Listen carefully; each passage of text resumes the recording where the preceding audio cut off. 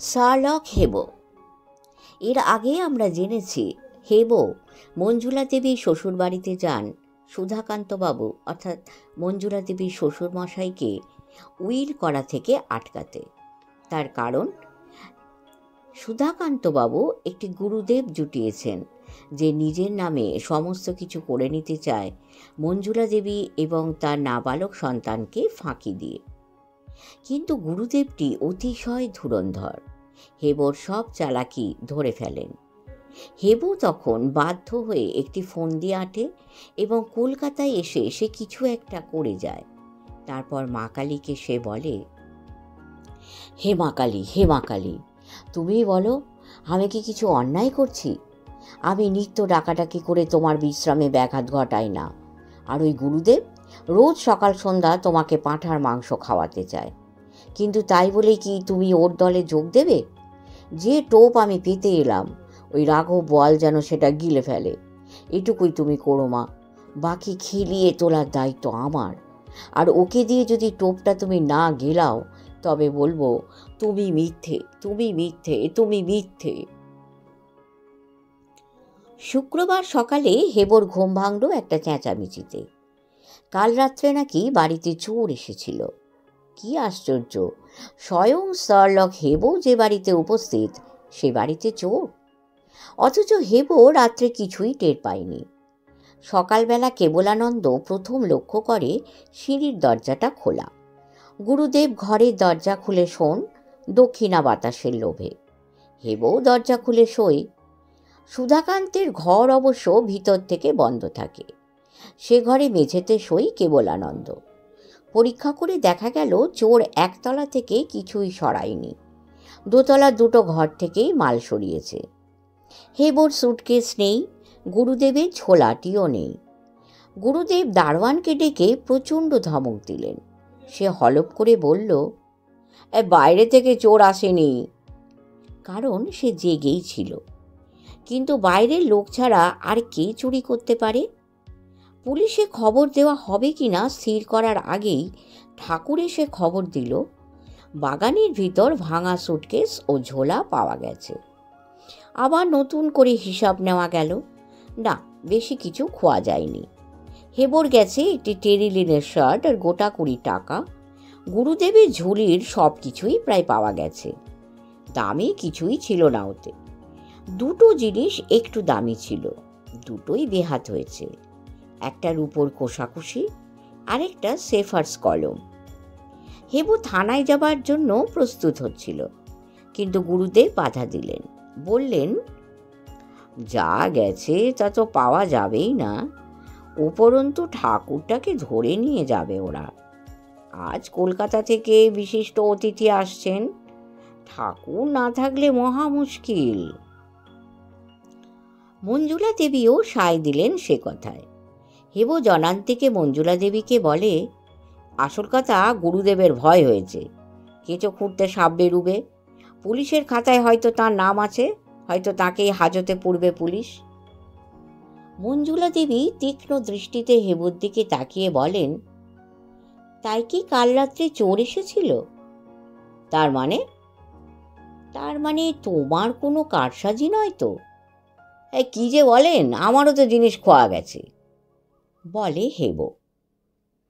যাই হোক, শেষ পর্যন্ত পুলিশে খবর দেওয়া হলো না। বেলা বাড়ল। বেলা 10টা নাগাদ এসে পৌঁছলেন অ্যাডভোকেট জি দে। সসম্মানে তাকে উপরের ঘরে নিয়ে গেলেন গুরুদেব।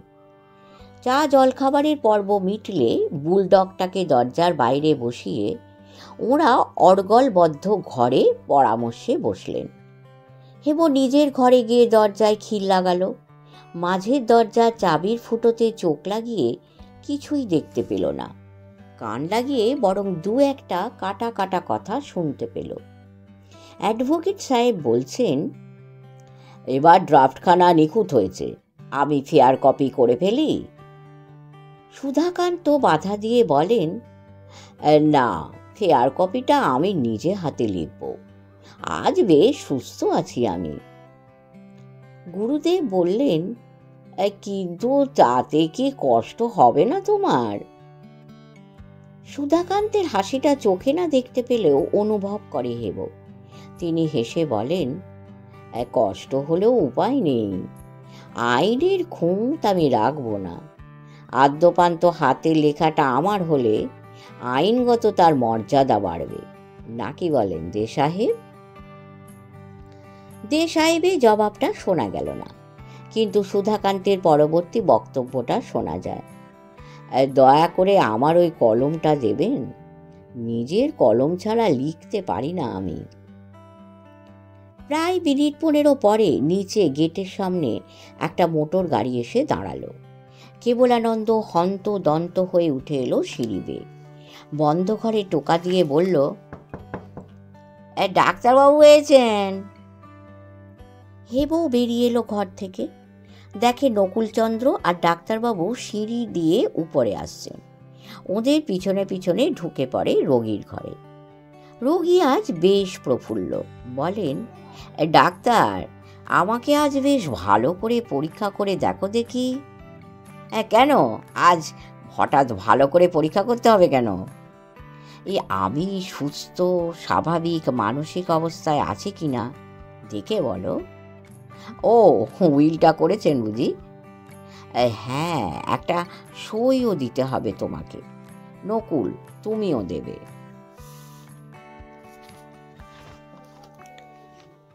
ডাক্তারবাবু রোগীকে পরীক্ষা করেন, তারপর কোনো কথা না বলে উইলখানা টেনে নেন। সমস্তটা ধৈর্য ধরে পড়ে কাগজখানা ফিরিয়ে দেন সুধাকান্তকে। গম্ভীর কণ্ঠে বললেন, আমাকে আপনি মাপ করবেন সুধাকান্তবাবু, আমি এ উইলে সাক্ষী থাকতে পারবো না।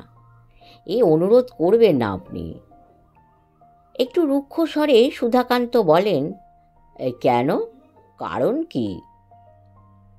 আপনি আমার চেয়ে বয়সে বড়, আপনাকে শ্রদ্ধা করি আমি, তবু বলতে বাধ্য হচ্ছি আপনি অত্যন্ত অন্যায় করছেন। রুক্ষতর স্বরে সুধাকান্ত বলেন, কিন্তু সে বিচারের ভার তো তোমার উপর নেই ডাক্তার। তুমি ভিজিট নিয়ে আমাকে দেখতে এসেছো। আমি যে স্বাভাবিক অবস্থায় আছি তার সার্টিফিকেট আমি আইনত দাবি করতেই পারি। না, পারেন না, কারণ আজকের ভিজিট আমি নেব না। বাক্স গুছিয়ে উঠে পড়ার উপক্রম করেন ডাক্তারবাবু। হেবো মুহূর্ত মাত্র কাল বিলম্ব না করে ছুটে যায় নিচে। মঞ্জুলা দেবীকে খুঁজে বের করে তার হাত দুটি চেপে ধরে। এই সর্বনাশ হয়েছে কাকিমা, একটা কাজ করতেই হবে আপনাকে, যেমন করে হোক। কি হয়েছে, অমন করছো কেন তুমি? ডাক্তারবাবু উইলে সাক্ষী হতে অস্বীকার করেছেন। যেমন করে পারেন তাকে রাজি করান। কেন, কি বৃত্তান্ত, কিছুই প্রশ্ন করেন না মঞ্জুলা দেবী। বলেন, বেশ, সেই ব্যবস্থাই করছি। ঘর থেকে বেরিয়ে এসে দেখেন ডাক্তারবাবু গট গট করে নেমে আসছেন দ্বিতল থেকে। মাথায় আঁচলটা তুলে নিয়ে এগিয়ে আসেন মঞ্জুলা দেবী। বলেন, একটা কথা ছিল ডাক্তারবাবু। বলো মা। আপনি আপত্তি করবেন না, উইলে আপনি সই দিয়ে আসুন। ভ্রু দুটি কুঁচকে ওঠে ডাক্তারবাবু।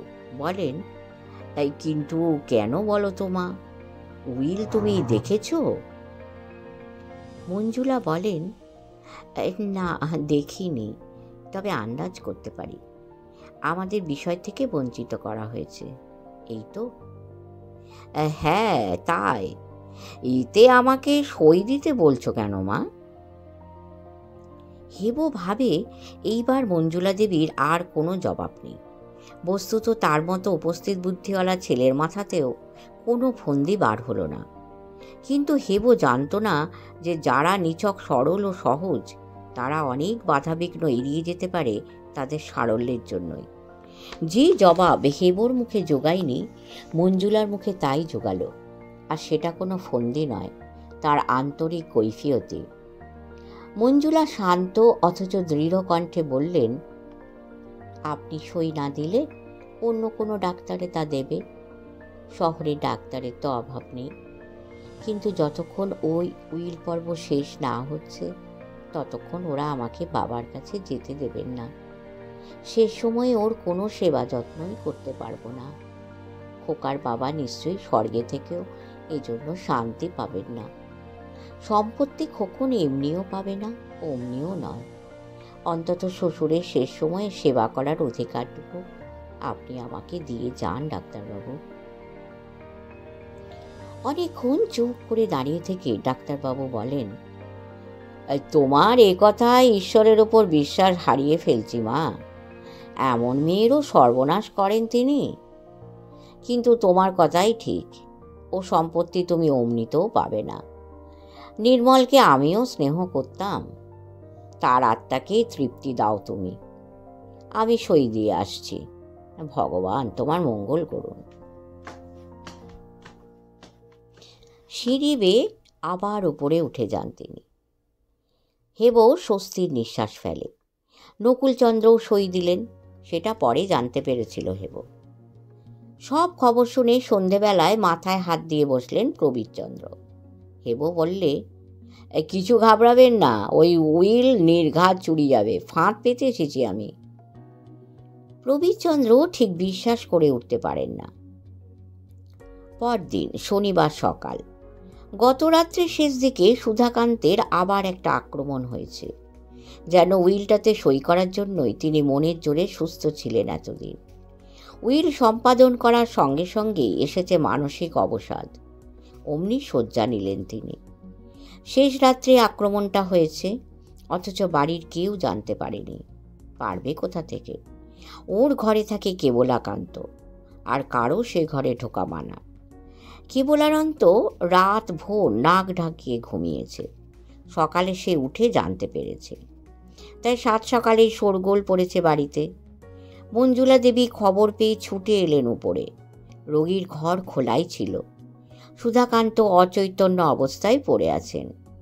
মঞ্জুলা আর হেবো ঘরে ঢুকতেই গুরুদেব গর্জন করে ওঠেন, আবার তুমি এসেছো ওপরের ঘরে?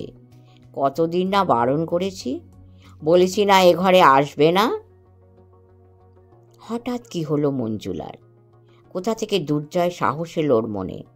দৃপ্ত ভঙ্গিতে সোজা হয়ে দাঁড়িয়ে দরজার দিকে আঙুল দেখিয়ে শুধু বলেন, বেরিয়ে যান বলছি। কিবারে থতমত খেয়ে যান গুরুদেব। নিজের কানকেই যেন বিশ্বাস করতে পারছেন না। আমতা আমতা করে বলেন, এই কি, এত বড় সাহস? মঞ্জুলা হেবোকে বলে, দারোয়ান আর গঙ্গারামকে ডাকো তো হেবো, এ দুটো লোককে রোগীর ঘর থেকে বার করে দিতে হবে। কাঁপতে কাঁপতে খাট থেকে উঠে দাঁড়ান গুরুদেব। কি করবেন না করবেন কিছুই স্থির করে উঠতে পারেন না। কেবলানন্দ বাঘের মতো থাবা গেড়ে বসে আছে, যেন আদেশ পেলেই ঝাঁপিয়ে পড়বে। মঞ্জুলা এগিয়ে যান সুধাকান্তের মাথার কাছে। বালিশের তলা থেকে লোহার সিন্দুকের চাবিটা তুলে নিয়ে ছুঁড়ে দেন গুরুদেবের দিকে। এর জন্যই প্রাণটা পড়ে আছে তো এ ঘরে। যান, ওটা নিয়ে চলে যান। বাবার মৃত্যু হলে তখন সম্পত্তির দখল নিতে আসবেন, কিন্তু তার আগে ফের যদি এ ঘরে পা বাড়ান, দারোয়ান দিয়ে আপনার ঠ্যাং ভেঙে দেব আমি। যান বলছি। অবাক কাণ্ড। অমন প্রবল প্রতাপান্বিত গুরুদেব যেন একেবারে কেঁচোটি হয়ে গেছেন। চাবির গোছাটা তুলে নিয়ে গুটি গুটি বেরিয়ে যান ঘর থেকে। পোষমানা কাবলি বিড়ালের মতো কেবলানন্দও যায় তাঁর পিছু পিছু। হেবো এগিয়ে এসে মঞ্জুলা দেবীকে প্রণাম করে। রে, কি হলো রে, হঠাৎ প্রণাম কিসের? সে আমি বোঝাতে পারবো না। এই শোনো, এক কাজ করো, ডাক্তারবাবুকে খবর দাও। কিন্তু ডাক্তারবাবুকে খবর দিয়েও কিছু লাভ হলো না। ডাক্তারবাবু রোগীকে পরীক্ষা করে বললেন যে আর বড় জোর 2 দিন। এই 2 দিন মঞ্জুলা প্রাণ ঢেলে শ্বশুরের সেবা করতে পারেন।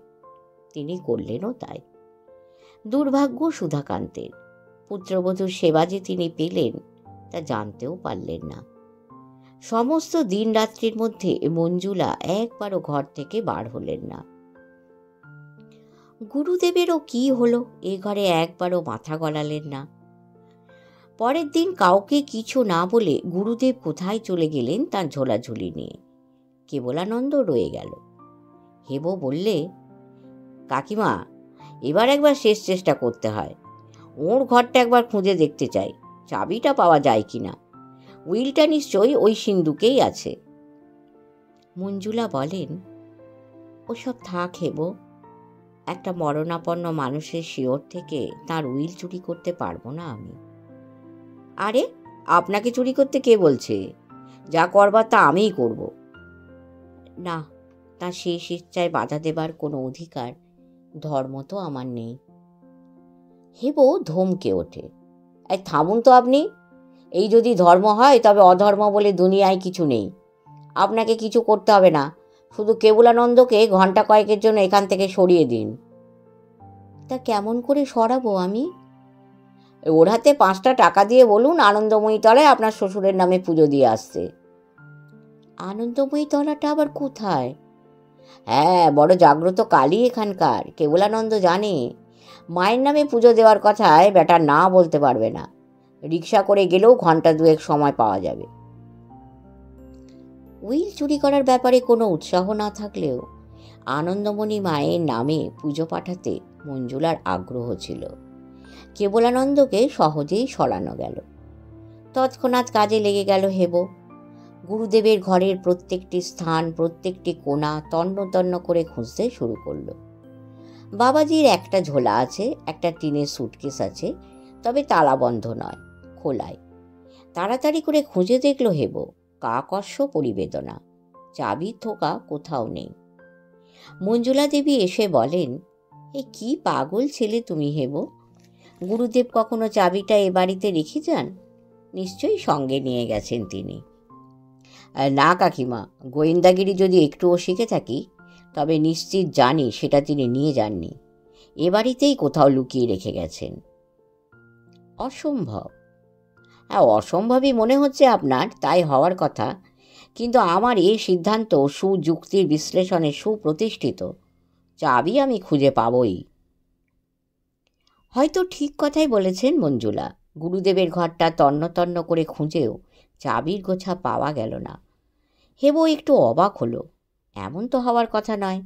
তার কি হিসাবে ভুল হলো কোথাও? গুরুদেব তো চাবি নিয়ে যেতে পারেন না। তবে কি তিনি আরও কঠিন কোনো চাল চেলেছেন? ভাবতে ভাবতে নিজের ঘরে আসে। আচ্ছা, এমনও তো হতে পারে উনি চাবিটা হেবোর ঘরেই রেখে গেছেন। একেবারে বাঘের ঘরে যদি ঘোগের বাসা হয়ে থাকে। যদি উনি ভেবে থাকেন হেবো সারা বাড়ি খুঁজবে, কিন্তু নিজের ঘরটাই খুঁজবে না। কি আশ্চর্য! যা ভেবেছে তাই। হেবোর ঘরের ভিতর থেকেই উদ্ধার করা গেল চাবির থোকাটা।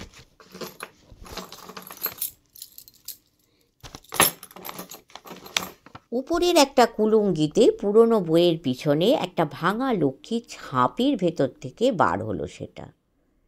কি ধরিবাজ লোক, 1 নম্বরের ঘোরেল। কোন সুযোগে হেবোর অলক্ষিতে তারই ঘরে চাবিটা লুকিয়ে রেখে গেছে। তৎক্ষণাৎ সুধাকান্তের ঘরে চলে আসে হেবো। কেবলানন্দের ফিরতে এখনো দেরি আছে। মঞ্জুলা দেবী রোগীর জন্য পথ্য তৈরি করতে নিচে গেছেন। ঘরে আর কেউ নেই। সুধাকান্ত অচৈতন্য। দরজাটা বন্ধ করে দেয় প্রথমে। দ্রুত গতিতে লোহার সিন্দুকটা খুলে ফেলে হেবো। সেটা বের করে হেবো আবার সিন্দুকটা বন্ধ করে, কারণ তার সামনেই রয়েছে শিল মোহরাঙ্কিত খামটা। সেটা বের করতে তার বিশেষ বেগ পেতে হয় না। খামটা পকেটে ফেলে আবার চাবিটা রেখে আসে সেই ভাঙা লক্ষ্মীর ঝাঁপিতে। আর কাল বিলম্ব না করে তৎক্ষণাৎ বেরিয়ে পড়ে কলকাতার উদ্দেশ্যে। এবার কাকা কাকিমার হাতে উইলটা জমা দিতে হবে। বাবা মা হয়তো মধুপুর থেকেও ফিরে এসেছেন। সোমবার থেকে স্কুলও খুলবে। আর দেরি করা উচিত নয়। কাজ যখন হাসিল হয়ে গেল তখন ফিরে যাওয়াই ভালো। কাকা কাকিমা ওকে দেখে বলেন, এই কী রে হেবো, কী খবর? গুরুজি কি ফতে। তার মানে? তার মানে সেই অপয়া উইল এই যে আমার হাতে, যত্ন করে রেখে দাও। সে কি রে, কেমন করে পেলি? সে অনেক কথা। সুধাকান্তবাবু এখন অচৈতন্য। ডাক্তার বলেছেন তার জ্ঞান আর ফিরবে না। সুতরাং নতুন করে উইল আর তিনি করতে পারবেন না। ব্যাস, খেল খতম। কাকিমা বলেন, কি যত্ন করে রেখে কি লাভ রে এইসব? পুড়িয়ে ফেলি বরং ওটাকে। না না, তার আগে খুলে দেখি ওটাই সেই আসল উইল কিনা, বলেন কাকা। হেবো বললে, এখন নয় কাকা, গুরুদেবকে দেখিয়ে দেখিয়ে তার চোখের সামনেই ওটাকে না পোড়ালে আমার গায়ে ঝাল মিটবে না। বেটা বলে কিনা, বজ্জাত বোমবেটে শয়তান। কাকিমা হেসে ওঠেন। হে, কাকে বলেছে রে?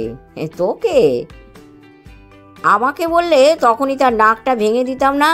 বলেছে অন্য একটা ছেলেকে, এই হাঁসখালি স্কুলের একজনকে। তবে তুইও তো চড়ছিস কেন? সে অনেক কথা। ও প্রবীরের খবর কি? হেবো চমকে উঠে বলে, ওই যা, তাকে তো খবর দিয়ে আসা হয়নি। না, এটা অত্যন্ত অন্যায় হয়েছে আমার। কাকা, আমি আর একবার যাই বরং। তা যা, তবে কালকেই ফিরে আসিস। দাদারাও কাল সন্ধ্যায় ফিরে আসছেন। প্রবীর বেচারাকে খবরটা এখনই দেওয়া দরকার। হেবো আবার রওনা হয়ে পড়ে কৃষ্ণনগর যাবে বলে। কিন্তু দুর্ভাগ্য হেবোর, কৃষ্ণনগরে গিয়ে সে প্রবীর কাকুর দেখা পেল না। কারণ হেবো রটনা হওয়ার কয়েক ঘন্টা পরেই সুধাকান্ত মারা গেলেন। প্রবীরচন্দ্র খবর পেয়ে হেবোর খোঁজে এসেছিলেন এবং হেবো কলকাতা চলে গেছে শুনে তিনিও চলে এলেন হেবোদের বাড়িতে। প্রবীরচন্দ্র যখন কলকাতায় ওদের বাড়িতে পৌঁছলেন তার আগেই হেবো রওনা হয়ে গেছে। প্রবীরচন্দ্রের কাছে সংবাদ পেয়ে হেবোর কাকা ও কাকিমা কৃষ্ণনগরে যাবার জন্য প্রস্তুত হলেন। প্রবীরচন্দ্র হেবোর উইল চুরির কথা শুনে রীতিমতো অবাক। বললে, এ হতেই পারে না। আমি বিশ্বাস করতে রাজি নই যে ওই ঘোরেল শিরোমণি লোহার সিন্ধুকে উইল রেখে বাড়ি ছেড়ে চলে যাবে, আর যাওয়ার সময় সেই চাবির থোকাটা রেখে যাবে হেবোর ঘরেই। হেবোর মতো শেয়ানা ছেলে ও কথা বিশ্বাস করলে কেমন করে? হো হো করে হেসে উঠে প্রবীরচন্দ্র বলেন, হ্যাঁ, নিয়ে আসুন সেখানা, খুলে দেখুন না ভেতরে কী মাল আছে। ওখানা আসল উইল নিশ্চয়ই নয়। হেবোকে ধোঁকা দেওয়ার জন্য ওখানা ওই হতভাগা বোমবেটে ওখানে রেখে গেছে। আসল উইল সে সঙ্গে নিয়েই গেছে। হেবোর কাকা বলেন, হ্যাঁ, আমারও তাই সন্দেহ হয়েছিল। বাধা দিয়ে প্রবীর বলেন, সন্দেহ হয়েছিল না ঘন্টা, তাহলে এতক্ষণ সেটা খুলে দেখেননি কেন? আরে হেবোই তো বারণ করলে। বাদ দিন ওসব ছেলে মানুষই, নিয়ে আসুন সেখানা। কাকিমা ভয়ে ভয়ে আলমারি খুলে বন্ধ খামটা নিয়ে আসেন। শিলমোহরগুলি পরীক্ষা করে প্রবীরবাবু বলেন, শিল ঠিকই আছে, তবে ভিতরে কি আছে জানেন? সাদা কাগজ? মোটেই নয়, ভিতরে আছে আসল উইলের একটা হুবহু কপি, শুধু সইগুলো জাল। ব্যাটা জানে যে হেবো এটা চুরি করবে এবং পুড়িয়ে ফেলবে। তারপর সুধাকান্তের মৃত্যু হলে আমরা যখন বলবো তিনি কখনো কোনো উইল করেননি, তখন সকলের নাকের উপরে আসল উইলখানা মেলে ধরবেন তিনি। কাকা বলেন, তবে এখানা খুলে দেখি?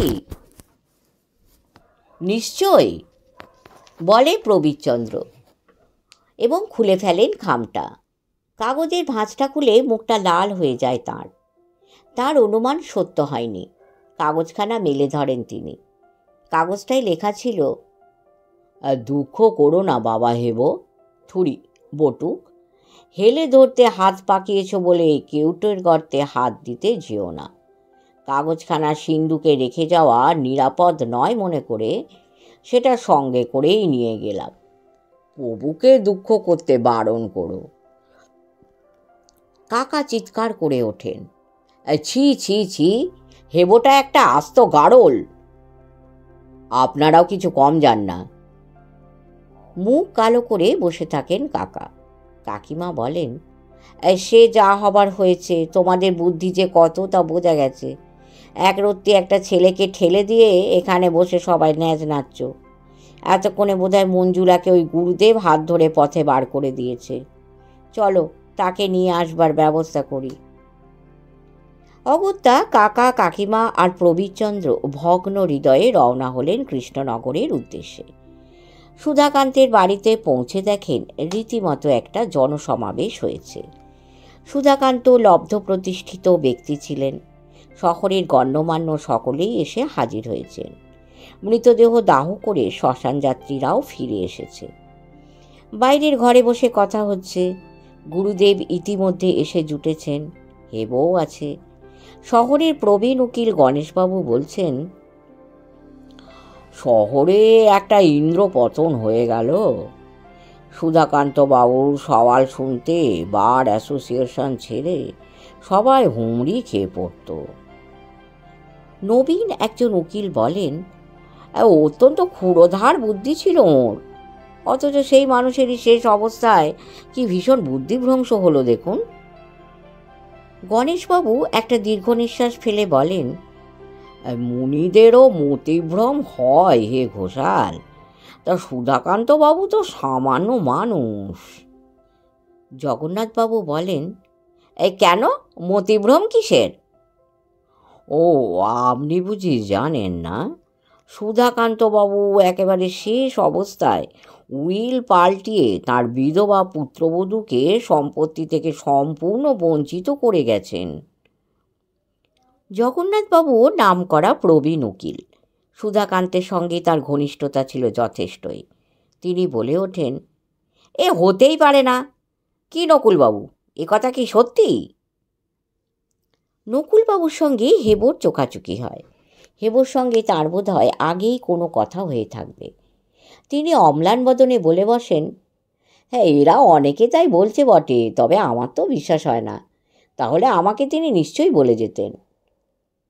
গুরুদেব ফোড়ন কাটেন, অথবা সাক্ষী রাখতেন। আপনি কি তার শেষ উইলে গত শুক্রবার সই করেননি? শুক্রবার? কই, মনে তো পড়ে না। গুরুদেব হেসে বলেন, আমি শুনেছি হুইলে আপনারও সই আছে। নকুল বলেন, ভুল শুনেছেন তাহলে। তা হবে, হস্তরেখাবিদ সে কথা বলতে পারবে। হঠাৎ বাধা দিয়ে অ্যাডভোকেট দে সাহেব বলে ওঠেন, না, সে সময়ে গত শুক্রবার তিনি যে উইল করেছিলেন, আমি সেই উইলে সাক্ষী হিসেবে সই করেছি। আর আর আর জানি না নকুলবাবু কেন অস্বীকার করছেন, তিনি আমার সম্মুখেই সাক্ষী হিসেবে সই দিয়েছিলেন। গণেশবাবু বলেন, এই কি সর্বনাশের কথা মশাই! হ্যাঁ নকুলবাবু, ইনি কি বলছেন? নকুলবাবু আবার একবার হেবর দিকে দেখে নিয়ে বলেন, বেশ তো, উইলটা আনা হলেই বোঝা যাবে। হেবো উপর পড়া হয়ে বলে, উইল করে থাকলে সুধাকান্তবাবু তাঁতা লোহার সিন্ধুকে রেখে থাকবেন, নাকি বলেন গুরুদেব? গুরুদেব বলেন, তা তো বলতে পারি না বাবা, তবে আমার কাছে ওই সিন্ধুকের চাবি আছে, খুঁজে দেখতে পারো। চাবিটা তিনি দেন হেবর হাতে। হেবো হেসে বলল, হ্যাঁ বেশ, আপনারাও তাহলে চলুন, সিন্ধুকটা আমরা প্রথমে খুঁজে দেখি। প্রবীরবাবু বুঝতে পারেন হেবো একটা প্রকাণ্ড ভুল করতে চলেছে, তাই হেবোকে ডেকে বলেন, হেবো শোনো, তোমার সঙ্গে একটা জরুরি কথা ছিল। হেবো বলে, আসছি প্রবীর কাকা, আগে সিন্ধুকটা খুলে দেখে আসি। হেবোর কাকা প্রবীরচন্দ্রকে জনান থেকে ডেকে বলেন, বাধা দিও না, যা হবার তা তো হয়েইছে, ওর ডেপোমির একটু শিক্ষা হওয়া উচিত। সদল বলে ওরা উঠে আসেন। হেবো ঝুঁকে পড়ে সিন্দুকটা খুলে ফেলে। ভিতরটা ভালো করে দেখে বলে, কই, উইল বলে তো কিছু মনে হচ্ছে না। এই গুরুদেব, আপনি কি একটু খুঁজে দেখবেন নাকি? গুরুদেব বলেন, না বাবা, আমি তো বলিনি উইল ওখানে আছে, ওটা তুমিই বলেছিলে। তবে উইল কোথায় আছে? চালের মাথায় প্রশ্ন করে হেবো। আমার কাছে আছে বাবা, এই দেখো। ঝোলার ভিতর থেকে ঠিক একই রকমের একখানি শিলমোহর করা খাম বার করে তিনি গণেশবাবুর হাতে দেন। গণেশবাবু সেটি গ্রহণ করে বলেন, এইটি তাহলে সুধাকান্তের শেষ উইল? গুরুদেব হেসে বলেন, হ্যাঁ আজ্ঞে হ্যাঁ, খুলে দেখুন, সমস্ত সম্পত্তি তিনি দেবোত্তর করে গেছেন। আমি তার ওছি, 3 জন সাক্ষী আছেন এবং নকুলচন্দ্র তাদের মধ্যে একজন। গণেশবাবু বলেন, নকুলবাবু, তাই নাকি? নকুলবাবু চক্ষু স্থির হয়ে গেছে ততক্ষণে, আমতা আমতা করে বলেন, হেবো। হেবো একেবারে পাথরের মূর্তি, কথা নেই মুখে। গণেশবাবু খামটা খুলবার উদ্যোগ করতে হেবো বাধা দেয়, বলে, এতই যদি হলো তবে গুরুদেব আপনিই খামটা খুলুন, উইলটা পড়ে শোনান আমাদের। গুরুদেবে চোখ দুটো ধক করে জ্বলে ওঠে, বলেন, বেশ, তাই পড়ে শোনাচ্ছি আমি। সাবধানে খামটা খুলে ফেলেন তিনি। কাগজখানা বার করে ভাঁজটা খুলেই কিন্তু চমকে ওঠেন। এপিঠ ওপিঠ কয়েকবার দেখে একেবারে স্তম্ভিত হয়ে যান। অ্যাডভোকেট দে সাহেব ঝুঁকে পড়েন কাগজটার ওপর, তারপরে বলেন, এ কি? গণেশবাবু বলেন, কি হলো, ব্যাপার কি? গুরুদেবের অবশ হাত থেকে কাগজখানা টেনে নিয়ে এপিঠ ওপিঠ দেখে বলেন, এ তো একখণ্ড সাদা কাগজ, উইল কই? গুরুদেব কোনো জবাব দেন না। গোল মুখখানা লম্বাটে হয়ে গেছে তাঁর, চোয়ালের নিম্নাংশটা ঝুলে পড়েছে। হেবো খোক খোক করে হেসে ওঠে। আর আত্মসম্বরণ করতে পারেন না গুরুদেব, ধপ করে বসে পড়েন মাটিতে। গণেশবাবু ব্যস্ত হয়ে বলেন, কি হলো, কি হলো? হেবো গম্ভীরভাবে বলে, আগে জয়দ্রথ বধ। সুধাকান্তের শ্রাদ্ধে বৃষৎসর্গ করা হবে স্থির হল। মঞ্জুলা দেবী ঘটা করে শ্রাদ্ধ করতে চান। শ্বশুর তো তার জন্য সম্পত্তি বড় একটা কম রেখে যাননি, ভালো করে খরচপত্র করতে মনস্থ করেছেন তিনি। পরদিনই তল্পিতল্পা গুটিয়ে গুরুদেব রওনা হচ্ছেন শুনে হেবো ছুটে এলো সিঁড়ির মুখে, দাঁড়িয়ে বললে, আপনার শ্রাদ্ধের গুরু বিদায়টা নিয়ে যাবেন না স্যার? গুরুদেব শুধু বললেন, জ্যাঠামো করো না। হেবো বললে, অন্তত এই দুটো নিয়ে যান, খুঁজে পাওয়া গেছে, এ দুটো আপনারই। হেবো বার করে দেয় একটা রূপোর কোষাকুষি আর একটা কলম। গুরুবিদায় সমাপ্ত হতেই বাড়ির সকলে ঘিরে ধরল হেবোকে, কাকা কাকিমা, মঞ্জুলা, নকুলচন্দ্র আর প্রবীর। দরজা বন্ধ করে সবাই মিলে চেপে ধরল হেবোকে। এবার বলতে হবে কি করে কি হলো। প্রবীরচন্দ্র বলেন, আমি যে কিছুই বুঝতে পারছি না। হেবো হেসে বলে, কেন পারছেন না জানেন? আপনারা সবচেয়ে সহজ পথটাই দেখতে পাচ্ছেন না। একটা উদাহরণ দিচ্ছি, তাহলেই সমস্যাটা সহজ হয়ে যাবে। কি উদাহরণ? আপনাকে 3টে বানান জিজ্ঞাসা করব, ঠিক খেয়াল করে বানাল 3টে বলুন দেখি। বেশ, বলো। প্রথম বানান মুমূর্ষু, ময়ে হর্ষৌ, ময়ে দীর্ঘৌ, আর মূর্ধন্যস্বয়ে রেফ হর্ষৌ। হেবো বললে, ঠিক। এবার বলুন তো মুহূর্ত, ময়ে হর্ষৌ, হয়ে দীর্ঘ আর তয়ে রেফ। হেবো বললে, ভুল। প্রবীরচন্দ্র বললেন, না হে, ভুল নয়, এখনকার বানানে তয়ে রেফ, আগে ছিল তয়ে তয়ে রেফ। হেবো আবার বলে, ভুল। প্রবীরচন্দ্র চটে উঠে বলেন, তবে তুমি ঠিক বানানটা বলো শুনি। হেবো বললে, ভয়ে হর্ষৌ আর ল। থমকে গিয়ে প্রবীরচন্দ্র বলেন, তার মানে?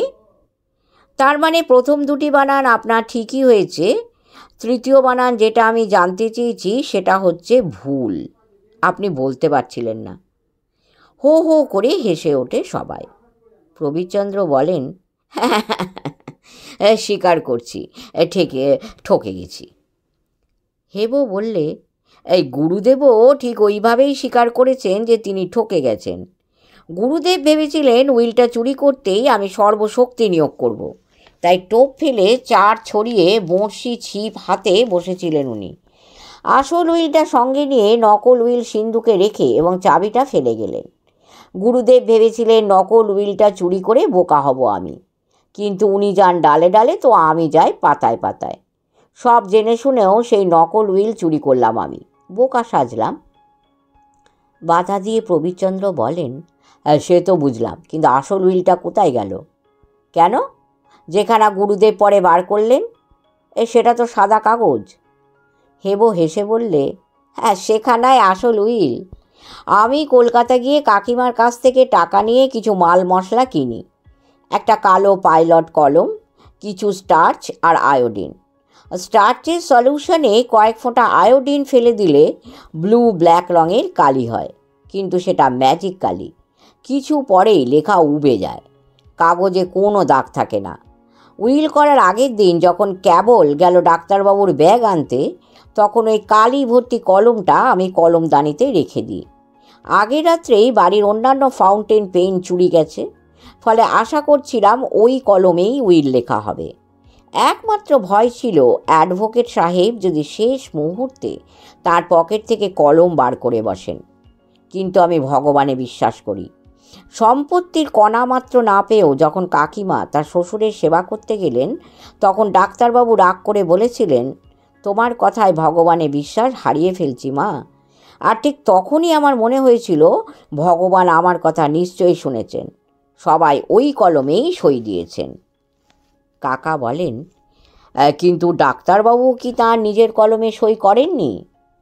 নকুলবাবু বলেন, না, নিয়ম হচ্ছে দলিলে সকলে একই কলমে সই করবে, যাতে প্রমাণ হয় সাক্ষীরা দলিলকারীর সঙ্গে একই স্থানে একই সময়ে সই করেছেন। এই নিয়ম খুব কঠোরভাবে মানা হয় না, কিন্তু সুধাকান্তবাবু পাকা উকিল, আইনের খুঁত তিনি রাখবেন না। তাই আমি আর ডাক্তারবাবু যখন দ্বিতীয়বার সই দিতে ফিরে গেলাম, তখন তিনি তার কলমটা এগিয়ে দিয়েছিলেন। মঞ্জুলা দেবী বলেন, হেবো, তাই বুঝি তুমি ডাক্তারবাবুকে সই করতে পিড়াপিড়ি করেছিলে? ওই মুহূর্তটাই ছিল আমার কাছে সবচেয়ে উত্তেজনাপূর্ণ। ডাক্তারবাবু যদি সই না দিতেন, তাহলে এরা দ্বিতীয় ডাক্তারকে ডাকতে যেতেন, ফলে উইল তখনই সিলমোহর করা হতো না। আর ঘন্টা কয়েক পর দ্বিতীয় ডাক্তারবাবু যখন সই দিতে আসতেন, ততক্ষণে লেখা সব আবছা হয়ে যেত, ধরা পড়ে যেতাম আমি। প্রবীরচন্দ্র ওকে জড়িয়ে ধরে বলেন, সাবাস হেবো, বাংলা সিনেমার তুমি খুদে নায়ক হতে পারো। শ্রাদ্ধে নিমন্ত্রণ রাখতে এসেছিল হেবো। মঞ্জুলা দেবী ওকে কাছে ডেকে বললেন, শ্রাদ্ধের পর পণ্ডিত বিদায় করতে হয়, তুমি একটি খুদে পণ্ডিত, এই নাও তোমার পণ্ডিত বিদায়। ছোট্ট একটা বাইনোকুলার, অত্যন্ত জোরালো তার লেন্স, বহু দূরের জিনিস স্পষ্ট দেখা যায়। হেবো জানলার কাছে সরে এসে দেখল, রাস্তার ওপারে যে ভদ্রলোক চায়ের দোকানে বসে খবরের কাগজ পড়ছেন, তার হরফগুলো পর্যন্ত পড়া যাচ্ছে। জয়দ্রথ বধ পালা বিশদ স্বর্গে শেষ হওয়ায় হেবো আগেই আহ্লাদে আটখানা হয়েছিল। বাইনোকুলারটা হাতে পেয়ে সে যেন 16খানা হয়ে গেল। শেষ হলো একটি সুন্দর গোয়েন্দা গল্প। আশা করি আপনাদের মনোরঞ্জন করতে পেরেছি। ঈশ্বরের করুণায় সকলে ভালো থাকবেন। আমাদের চ্যানেলটি সাবস্ক্রাইব করবেন, প্রচুর লাইক, শেয়ার এবং কমেন্টস করবেন। নমস্কার।